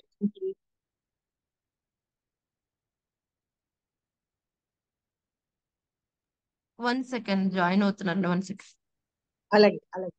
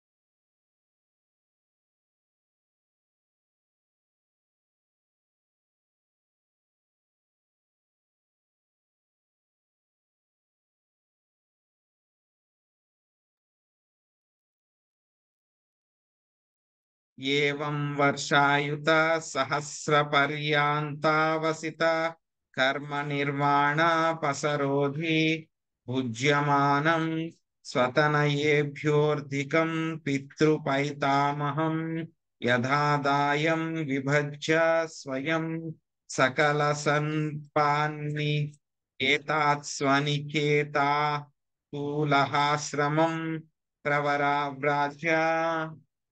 సుభరత్న మాతాజీ చదవండి. హరే కృష్ణ ప్రభుజీ, దండవత్ ప్రణామాలు. భాష్యము మర్చిపోయి ట్రాన్స్లేషన్ కూడా. భరతుడు ప్రారబ్ధానుసారము 1,000,000 సంవత్సరముల కాలమున భౌతిక భోగములను అనుభవించెను.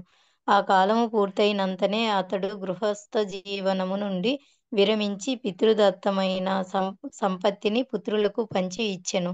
పిమ్మట సంపత్తు మృదుమైన పితృగృహమును వీడి హరిద్వారమును చెంతగల ఆశ్రమమునకు సాల గ్రామములు లభ్యమయ్యేడి ప్రాంతము చేరెను. భాష్యంపై శ్రీల ప్రభుపాదుల వారికి జై. దాయబాక్ సూత్రముననుసరించి ఎవడేని ఆస్తిని పొందియున్నచో దానిని అతడు రాబోవు తరము వారికి అందజేయవలెను. భరతుడు ఆ కార్యములను సక్రమముగా వనర్చెను.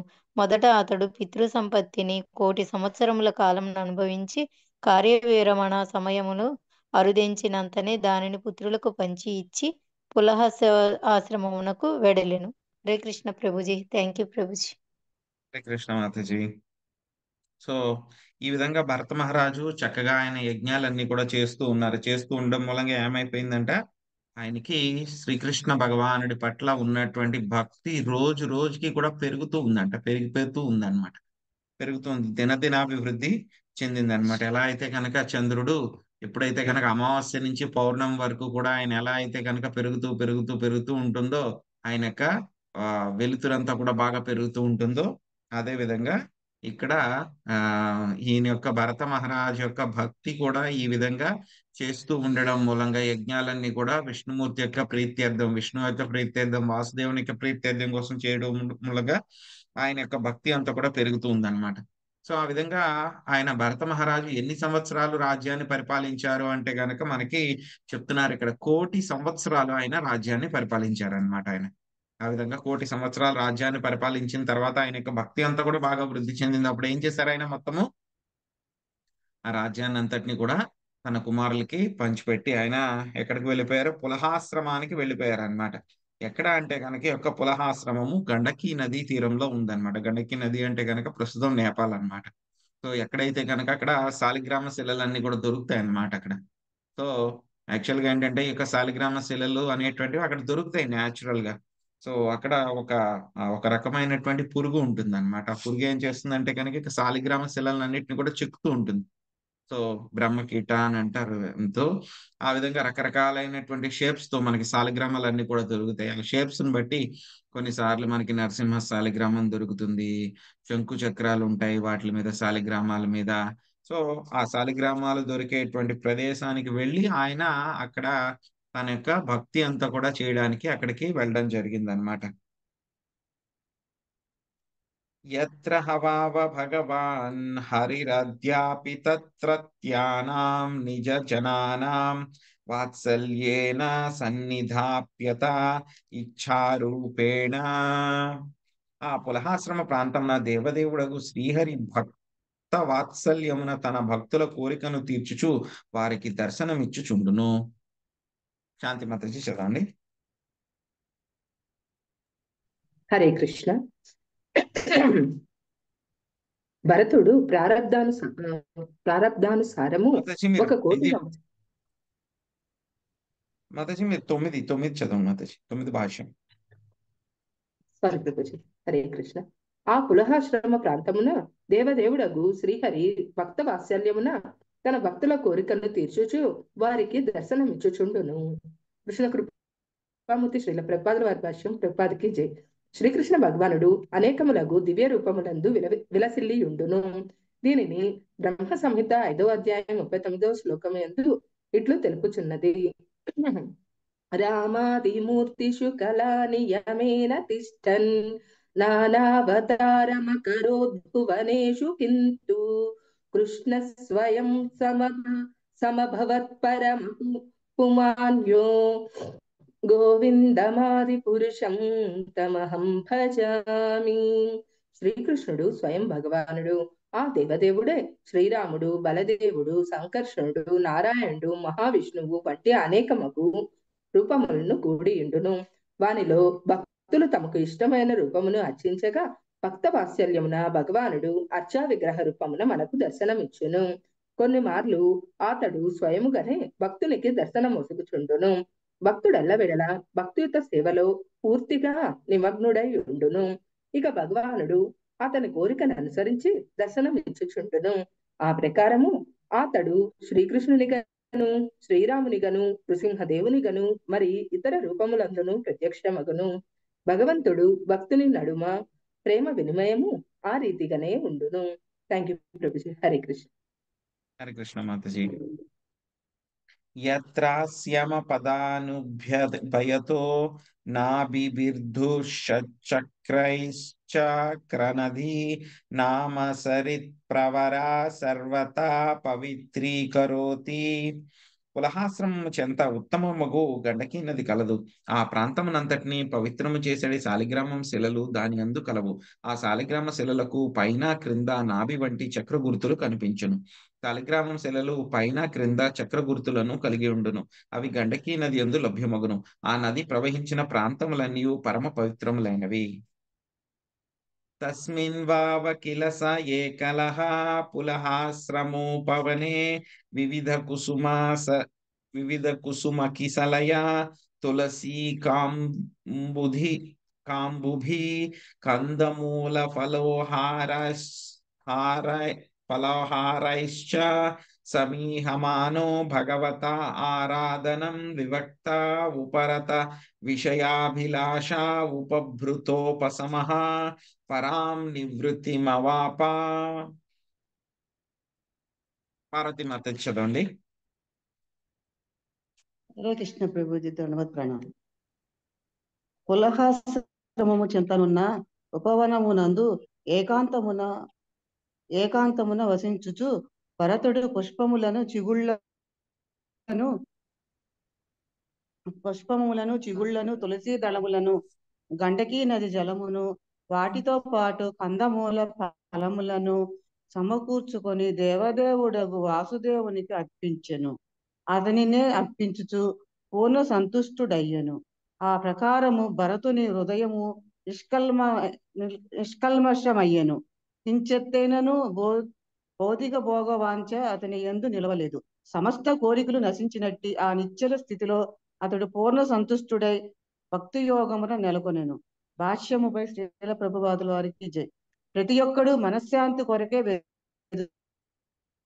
వెతుకుచున్నాడు. కానీ భౌతిక భోగచ్చెను పూర్తిగా విడనాడి కృష్ణ సేవలో నిలిచినప్పుడే అది లభ్యము కాగలదు.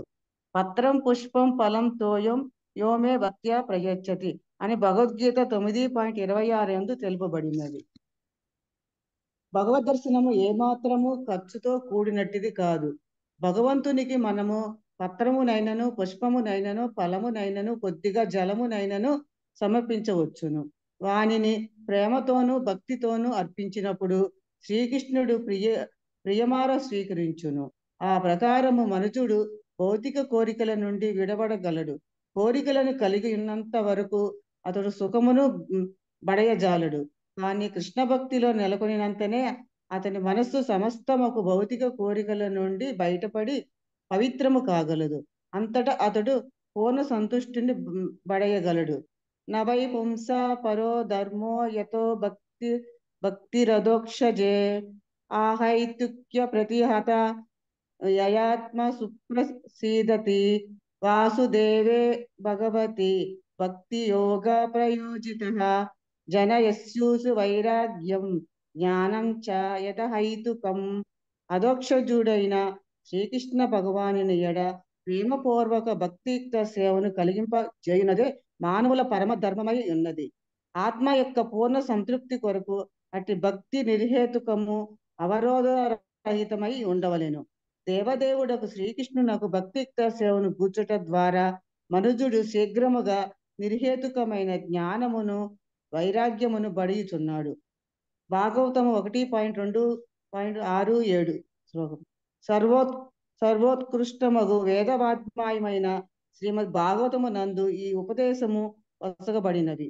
మనుజుడు పులహాశ్రమమునకు వెళ్ళలేకపోయినను ఉన్న చోటనే పైన పేర్కొనబడిన విధానమును అనుసరించి భగవంతునికి ఆనందముగా భక్తియుక్త సేవను అనర్చవచ్చును. Thank you Prabhuji. Hare Krishna. Hare Krishna Mataji. So భరత మహారాజు రాజ్యాన్ని వదిలిపెట్టేసిన తర్వాత ఎక్కడికి వెళ్ళారంటే ఆయన పులహాశ్రమానికి వెళ్ళారనమాట. సో భరత మహారాజు యొక్క రాజధాని ఎక్కడ ఉంది అని అంటే కనుక మనం చెప్పుకున్నాం.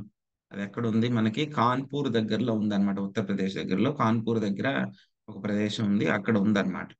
సో అక్కడి నుంచి ఆయన రాజ్యాన్ని అంతటిని కూడా పరిపాలించిన తర్వాత పులహాశ్రమం అంటే కనుక నేపాల్ అన్నమాట. సో నేపాల్కి వెళ్ళిపోయారు, హిమాలయాస్ పైన అక్కడ.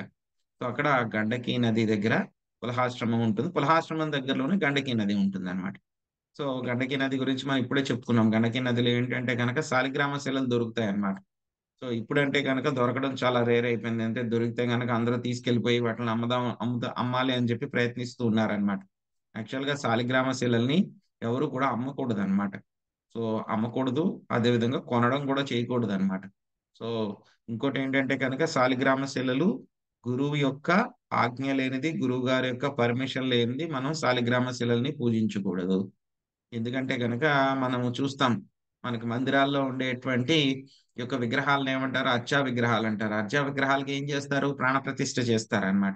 ప్రాణప్రతిష్ఠ చేయంటే కనుక గొప్ప భక్తులు వచ్చి వాళ్ళందరూ కూడా ప్రార్థిస్తారు, స్వామిని మా యొక్క సేవలంతా కూడా అందుకోవడానికి యొక్క విగ్రహ రూపంలోకి మీరు రండి అని చెప్పి ప్రార్థిస్తారు అన్నమాట. సో ప్రార్థించినప్పుడు అక్కడ వస్తారు. కానీ శాలిగ్రామ శిలల్లో ఏంటి, ఆ విధంగా ప్రార్థించాల్సిన అవసరం ఏమీ లేదు. శాలిగ్రామ శిలల్లో ఎప్పుడు నారాయణుడు అందులో ఉంటారనమాట. ఆయన ఎప్పుడు కూడా ఎలా గుర్తులు ఉంటాయి అంటే కనుక దానిపైన క్రింద చక్రం గుర్తులు ఉంటాయి అన్నమాట. సుదర్శన యొక్క గుర్తులు ఉంటాయి. సో కొన్నిసార్లు ఏంటంటే కనుక అవి ఓపెన్ అయి కూడా ఉంటాయి, లోపల కూడా రకరకాలైనటువంటి రూపాలు ఉంటాయి. సుదర్శన రూపం ఉంటుంది, ఒకసారి అనంత పద్మనాభుడి కింద రూపం ఉంటుంది, సైన రూపంలో ఉంటుంది, ఆ తర్వాత కొన్నిసార్లు నరసింహ రూపంలో ఉంటాయి, నరసింహ శాలిగ్రామ శిలలు ఉంటాయి. సో శాలిగ్రామ శిలలు అనేటువంటివి చాలా చాలా పవిత్రము. అది పూజ చేయాల్సి ఉన్నటువంటి వాళ్ళు కూడా చాలా నిష్ఠతో ఉండాలన్నమాట. చాలా నిష్ఠతో శ్రద్ధతోటి చేయాలన్నమాట. ఏమాత్రం అపరాధం చేసినా సరే భగవంతుడికి డైరెక్ట్ గా అపరాధం చేసినట్టే అయిపోతుంది అనమాట. సో గురువు యొక్క పర్మిషన్ లేనిదే మన శాలిగ్రామ శిలల్ని మనము పూజించకూడదు అనమాట. సో మన టెంపుల్స్ లో అయితే కనుక పూజిస్తూ ఉంటారు, అక్కడంటే పూజారులు అంతా ఉంటారు, వాళ్ళందరూ కూడా నిష్ఠగా ఉంటారు కాబట్టి శాలిగ్రామ శిలల్ని పూజిస్తూ ఉంటారు అనమాట. సో ఆ విధంగా ఆయన ఏం చేస్తున్నారు, పులహాశ్రమంలో ఉండి అక్కడ భరతుడు అక్కడ దొరికినటువంటి పువ్వులు, చిగుళ్ళు, తులసి దళాలు, గండకి జలము, పూల ఫలాలు ఇవన్నీ కూడా తీసుకుని వాసుదేవుడిని ఆయన అర్చిస్తూ ఉన్నారనమాట. సో ఆ విధంగా ఏమైందంటే మెల్లగా ఆయన యొక్క హృదయం అంతా కూడా పూర్తిగా కల్మషాలన్నీ కూడా పోయినాయి అనమాట. కొంచెం కూడా ఆయనకి భోగవాంఛ అనేటువంటిది లేదనమాట. మొత్తం కోరికలన్నీ కూడా నశించిపోయి ఆయన చాలా స్టడీ స్టేట్ లో పూర్ణమైనటువంటి భక్తి యోగంలో ఆయన నెలకొనిపోయి ఉన్నారన్నమాట. సో ఈ విధంగా చేస్తూ భరత మహారాజు ఏంటంటే కనుక భక్తుల స్థాయిల గురించి మనం చెప్పుకున్నాం.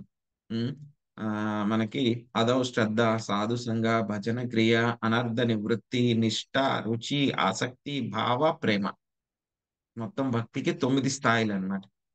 సో వీటిలో భరత మహారాజు ఈ విధంగా చేస్తూ చేస్తూ ఆయన ఎక్కడికి వెళ్ళిపోయారైనా 8వ స్థాయి భావాస్థాయికి వెళ్ళిపోయారు ఆయన.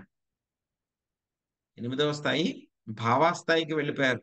సో ఇంతకు ముందు మనం చెప్పుకున్నాం, మన చదివినప్పుడు ఆయన చదువుతున్నప్పుడు ఏమైంది, ఆయనకి అష్ట సాత్విక వికారాలన్నీ కూడా జరుగుతున్నాయి ఆయనకి అని చెప్పని అనుకున్నా. అంటే ఆ కంట్లోంచి బాగా నీళ్లు వచ్చేయడము, ఒళ్ళంతా కూడా జలధరించిపోవడము, ఇవన్నీ కూడా అష్ట సాత్విక వికారాలు అన్నమాట. సో భగవంతుడి యొక్క దర్శనమైనప్పుడు వచ్చినప్పుడు కలిగేటువంటి అవన్నీ కూడా దొరుకుతూ ఆ స్థాయికి భరత మహారాజు వెళ్ళిపోయారని ఇంకా చెప్తారనమాట దాని గురించి. ఇంకా మనకి 12వ శ్లోకంలో తయేద్దమ విరత పురుష పరిచర్యయా భగవతి ప్రవర్తమానానురాగా భరధృత హృదయ శైథిల్య ప్రహర్ష వేగేనాత్యును నాత్మన్యు విద్యమాన రోమా పులక కులక ఔత్కంఠ్య ప్రవృత్య ప్రణయ భాష్ప నిరుద్ధావలోకయన ఏవం నిజ రమణారుణ చరణారవిందానుధ్యాన పరిచితయ భక్తి యోగేన పరిప్లుత పరా మహ్లాద గంభీర హృదయ రాధావగాఢాదిశనస్థామపి క్రియామాణం భగవత్ సపర్యాం న సస్మరా. శశికళ మాతాజీ చదవండి. హరే కృష్ణ ప్రభు. మహాభాగవతుడగు భరతుడు ఆ ప్రకారము నిరంతరము భగవద్భక్తిలో నెలకొనేది. వాసుదేవుని శ్రీకృష్ణుని ఏడ అనురాగము సహజముగానే వృద్ధి చెంది అతని హృదయం ద్రవించాను. అందువలన క్రమముగా అతడు విద్యుత్ ధర్మములందు ఆసక్తిని కోల్పోయాడు. అతనికి రోమాంచనమయ్యాను. ప్రేమ లక్షణములు దేహమందు పొడసూపసాగినవి. ఆనందాశ్రువులు జాలువారుట వలన అతడు దేనిని గాంచలేకపోయాడు. ఆ ప్రకారము అతడు భగవాన్ని అరుణ వర్ణ పాద పద్మములని నిరంతరము ధ్యానించాడు. ఆ సమయమున అతని హృదయ సరోవరము దివ్యానంద జలంతో నిండాను. తన మనస్సు ఆ సరోవరమున మునగగా అతడు భగవత్ సేవను కూడా మర్చాడు. భాష్యం వైద్య శ్రీల ప్రభుపాదుల వారికి. మనుష్యుడు నిజముగా కృష్ణ ప్రేమయందు విహ్వలుడైనప్పుడు అష్టసాత్విక వికారములు అతని దేహమున పొడసూపును. శ్రీకృష్ణ భగవాని ప్రేమయుత సేవ వలననే అట్టి పూర్ణత్వ లక్షణములు ఉత్పన్నమవుచుండను. భరత మహారాజు భక్తియుత సేవ ఎందే నిరంతరం నెలకొనినందున ప్రేమ లక్షణములు అతని దేహమున ప్రకటమయ్యాయి. హరే కృష్ణ ప్రభు. ధన్యవాదాలు. హరే కృష్ణ మాతాజీ. సో ఇక్కడ మనకి చెప్తున్నారు అనమాట, ఇక భావస్థాయికి వెళ్ళినటువంటి వాళ్ళకి, అటువంటి పరిపూర్ణత సాధించిన వాళ్ళకి ఎటువంటి లక్షణాలు ఉంటాయి అని చెప్పి మనకి శ్లోకంలో చెప్తున్నారనమాట. ఇవంతా కూడా మనకి ఎక్స్పీరియన్స్ అవ్వకపోయినా సరే మనం తెలుసుకోవాలన్నమాట. ఓహో, ఆ స్థాయికి వెళ్తే కనుక వీళ్ళకి ఈ యొక్క లక్షణాలన్నీ కూడా వస్తాయన్నమాట. ఉన్నతమైనటువంటి భక్తులు ఎవరైతే భావస్థాయికి వెళ్ళారో అని చెప్పి మనం తెలుసుకోవాలి. సో ఏమిటి ఆ లక్షణాలు అంటే కనుక భరతుడి యొక్క హృదయం ద్రవించిపోయిందంట. ఆ తర్వాత ఇంకేం జరిగిందంట, అతని యొక్క శరీరం అంతా కూడా రోమాంచితం అయిపోయిందట. అంటే కనుక వెంట్రుకలు నిక్క పొడుచుకోవడం అనమాట.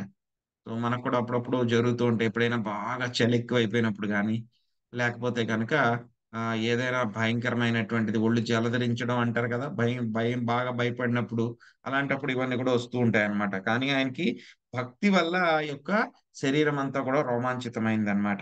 ఇంకా ప్రేమ లక్షణములు దేహం అంతా కూడా పొడచూపినాయి అన్నమాట. సో ఇంకా యొక్క శరీరం రోమాంచితం అవ్వడము అని అంటే కనుక ఏంటంటే కనుక అవి సంతోషం వలన అన్నమాట, ఆనందం వలన అవి రోమాంచితమైనవి అన్నమాట. మనకి ఎలా జరుగుతుంది, భయం వల్ల జరుగుతుంది ఒక్కొక్కసారి అన్నమాట. సో మెల్లగా ఆయనకి ఏవైతే గనక ఈ యొక్క విద్యుక్త ధర్మాలు ఏవైతే ఉంటాయో వాటి పట్ల ఆసక్తి పోయిందనమాట ఆయనకి. ఆ తర్వాత ఇంకా ఆయన కళ్ళల్లోంచి అశ్రుధారలు కారిపోయినాయి అంట మొత్తం. సో ఎంత అలాగా కారిపోయినాయి అంటే గనక అశ్రుధారలు కారిపోవడం మూలంగా ఆయన కళ్ళు కూడా కనపడట్లేదంట. భగవంతుడి యొక్క రూపం చూద్దామన్నా సరే కనపడట్లేదంట. అంతలాగా అవంతా కూడా కళ్ళంతా కూడా నిండిపోయినాయి అన్నమాట. ఇంకా ఆయన ఏం చేస్తున్నారు అంటే కనుక భగవంతుడి యొక్క పాద పద్మాలపైనే ఎర్రగా ఉంటాయి భగవంతుడి యొక్క కమల పద్మాలు లాంటివి ఎర్రగా ఉంటాయి ఆయన యొక్క పాదాలు అరికాళ్ళు అనమాట. సో వాటి మీద ఆయన కాన్స్టెంట్ గా అన్నమాట ధ్యానం చేస్తూనే ఉన్నారనమాట. సో ఆయనకు హృదయము ఎలా అయిపోయిందంట, ఒక కొలనులాగా చెరువులాగా అయిపోయింది అనమాట. సో అందులో ఏమైపోయిందంట, అందులో నీళ్ళంతా కూడా ఎలా అంట భగవంతుడి మీద ప్రేమ అన్నమాట. సో ఆ విధంగా చేస్తూ ఆయన ఆ ప్రేమలో ఏంటి ఆయన యొక్క మనసంతా కూడా నిండిపోవడం మూలంగా భగవంతుడికి చేయాల్సినటువంటి సేవలు ఏవైతే ఉన్నాయో వాటిని కూడా ఆయన మర్చిపోయారనమాట. సో ఇంకేం చేస్తున్నారు ఆయన, భరతుడు ఏమనుకున్నారంట, ఈ యొక్క సిమ్టమ్స్ అన్ని వస్తూ ఉంటే కనుక ఇవన్నీ కూడా నాకు భక్తికి అవరోధాలు అని చెప్పేసి వాటినన్నిటిని కూడా ఆపేసుకుని మళ్ళీ ఆయన స్వామిని అర్చించడం మొదలు పెట్టారంట. సో ఏ విధంగా ఆయన నారాయణుని అర్చించారు అనేటువంటిది మనకి 13వ శ్లోకంలో చెప్తున్నారు. ఇత్తం ధృత భగవద్రత ఐణేయాజిన వాససాను సవా నాభిషేకార్థ కపిస కుటిల జట కలాపేన చ విరోచమానః సూర్యార్చా భగవంతం హిరణ్మయం పురుషముజ్జిహేన సూర్యమండలేభ్యుపతిష్ట నేతతు హోవాచ. లక్ష్మీదేవి మాత చదవండి.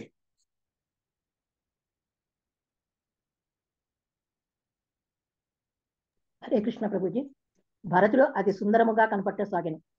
రోజుకు ముమ్మారు స్నానమాడుటచ్చే అతని కేశ కలాపములు తడిగా ఉండెను. జింక చర్మమును ధరించిన అతడు హిరణ్మయుడును సూర్యమండలస్థుడగును అగు నారాయణుని అర్చించెను. ఆ రీతి ఋగ్వేద మంత్రములతో ఆ దేవదేవుని అర్చించిన భరతుడు సూర్యోదయమున ఈ క్రింది శ్లోకమును ఉచ్చరించడివాడు. భాష్యము బై ప్రభుపాదుల వారు. సూర్యుని అందలి అధిష్టాన దేవత హిరణ్మయుడు నారాయణుడు. ఓం భూర్భువస్వః తత్సవితుర్వరేణ్యం భర్గో దేవస్య ధీమహి అను గాయత్రీ మంత్రముచే అతడు అర్చింపబడును. జ్ఞేయః సదా సవితృమండల మధ్యవర్తి అనేది ఇతర ఋగ్వేద మంత్రముల చేతను అతడు అర్చింపబడును.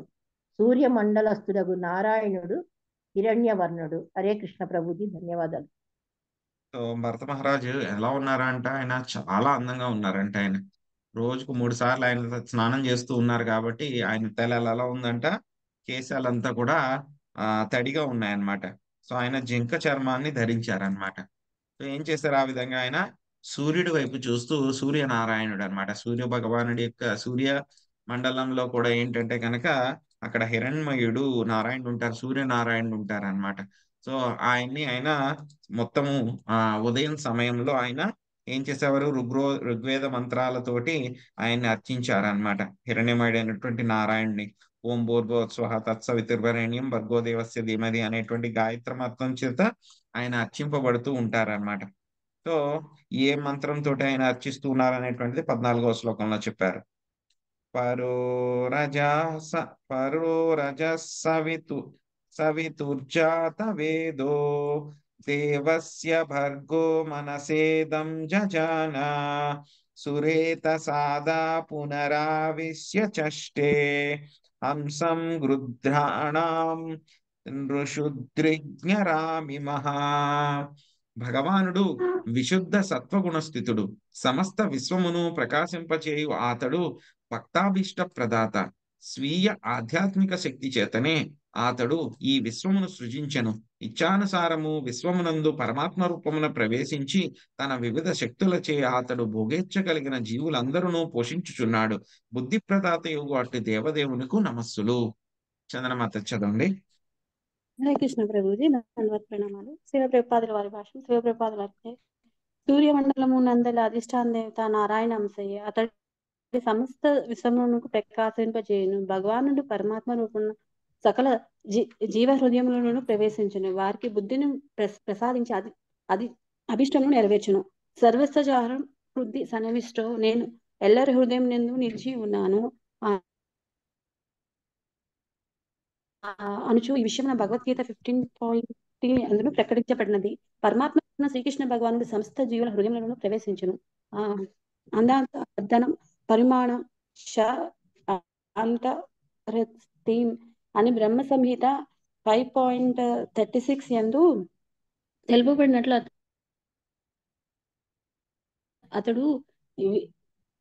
అతడు విశ్వమునందే గాక దేవత దేహ సవితా బృందనం మధ్యవర్తిం నారాయణ పరమ జాన సన్నివిష్ణు అని ఋగ్వేద మంత్రంతో అర్చింపబడను. సూర్యోదయ సమయంలోన ప్రతి మానవుడు ఈ మంత్రంను ఉచ్చరించుచు నారాయణుని ఆశ్రయించవలను. నవీన శాస్త్రజ్ఞుల అభిప్రాయం అనుసరించు ఈ జగత్తు సూర్య తేజంపై ఆధారపడి ఉన్నది. సూర్యకాంతి వలనే గ్రహములు చరించుచున్నవి. సమయములు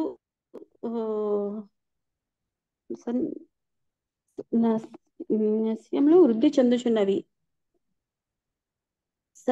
సంయములు ఔషధములు వృద్ధి చెందుట చంద్రకాంతి కూడా తోడ్పడనని మనకు తెలియవచ్చుచున్నది. నిజమునకు సూర్యమండల వస్తుడగు నారాయణుడే సమస్త విశ్వమును యందు పోషించుచున్నాడు. కనుకొనే గాయత్రి మంత్రం చే ఋగ్మంత్రమును ఆ దేవదేవుని అర్పించవలను. శ్రీమద్ భాగవతంలోని 7వ అధ్యాయం భాగవతంలోని పంచమ స్కందములందలి 7వ అధ్యాయంలోను భక్తి వేదాంత భాషము సమాప్తము. Hare Krishna. Hare Krishna Mataji, thank you. So ఆయన మనకి చెప్తున్నారు, భగవానుడు విశుద్ధ సత్వగుణ స్థితుడు. ఆయన సమస్త విశ్వాన్ని ప్రకాశింపచేసి అతడు భక్తాభీష్ట ప్రదాత. సొంత ఆధ్యాత్మిక శక్తి చేత మొత్తం విశ్వాన్నంతటిని కూడా ఆయనే సృష్టించారు. ఇచ్ఛానుసారము విశ్వంలో పరమాత్మ రూపంలో ఆయనే ప్రవేశించి తన శక్తులతోటి ఎవరైతే గనక భోగించగలిగినటువంటి జీవులు ఎవరైతే ఉన్నారో, వాళ్ళు రకరకాల శరీరాలు తీసుకున్నారో వాళ్ళందరినీ కూడా ఆయన పోషిస్తూ ఉన్నారన్నమాట. సో మనందరికీ కూడా బుద్ధిని ప్రసాదించేటువంటి అట్టి దేవదేవుడికి నేను నమస్సులు అర్పిస్తున్నాను అని చెప్తున్నారు. యాక్చువల్ గా మన యొక్క విశ్వం అంతా కూడా పోషించబడుతూ ఉంది అని అంటే కనుక ఒక ముఖ్య కారణం ఎనర్జీ సోర్స్ అన్నమాట. 2 ఎనర్జీ సోర్సులు ఉంటాయి మనకి. మొట్టమొదటిది ఏంటంటే కనుక సూర్యుడి యొక్క కాంతి, రెండవది చంద్రుడి యొక్క కాంతి. సూర్యుడి కాంతి మనకి ఉదయం వస్తుంది. ఆ ఉదయం రావడం మూలంగానే మనము ఏం చేస్తున్నాము, మొత్తం అంతా కూడా మనకి కనబడుతుంది. మొత్తం శక్తి అంతా కూడా మనకి సూర్యుడి దగ్గర నుంచే వస్తుంది.